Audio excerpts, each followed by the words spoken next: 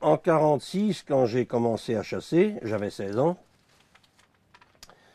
euh, tous les territoires étaient libres, hormis quelques grandes propriétés.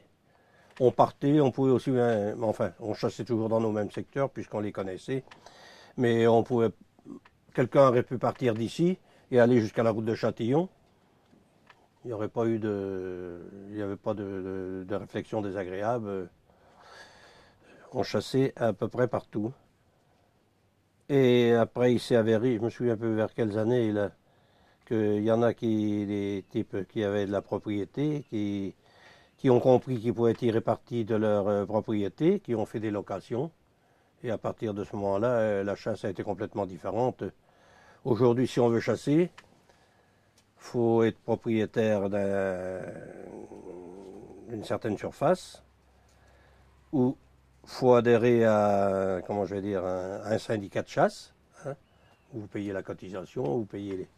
Mais autrement, les chasses, il n'y a plus que les grandes propriétés puis les syndicats aujourd'hui. Ou quelques petits propriétaires, comme on en connaît, là, qui n'hésitent pas à passer sur les voisins, mais qui se gardent leur chasse à eux. C'est pas très, c'est pas très légal, mais enfin, les gens laissent tomber, quoi.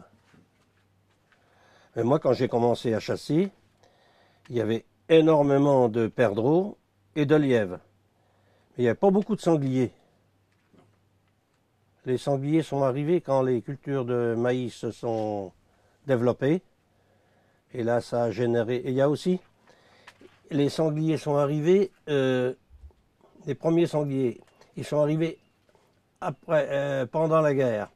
Parce que c'était les sangliers qui descendaient avec les conflits, qui descendaient des Ardennes, qui descendaient de l'Est. Et c'est là qu'il y a eu les premiers peuplements.